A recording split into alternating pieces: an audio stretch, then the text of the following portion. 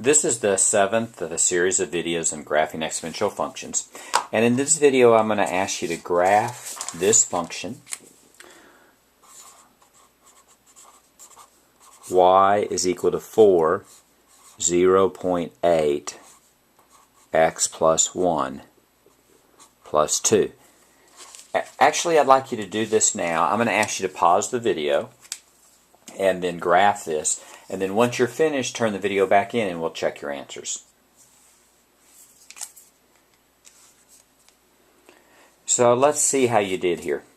So if we're going to graph this, the very first thing that I would do would be to identify the parent function. So that's y is equal to 4, 0.8 to the x. So that's exponential decay. It's not flipped, so it's going to look something like this before the hk.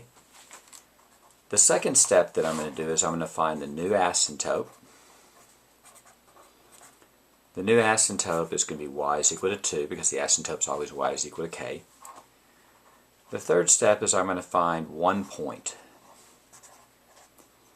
And the point that I found is that if the initial y-intercept would be 0, 4, and let's look at the hk. I'm going to move this to the left one, and I'm going to move it up 2.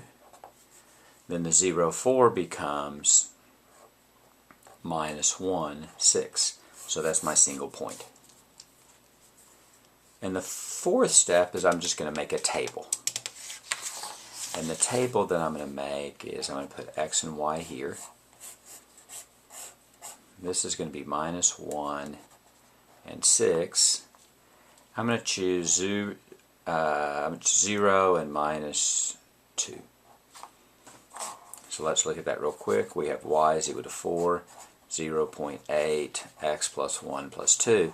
Now at this point you may actually get different values. So what I'm going to do is I'm just going to show you what the graph is going to look like in general, and you should be able to figure out if you've got that problem right.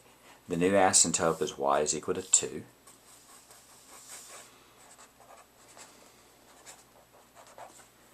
The new single point is minus 1, 6.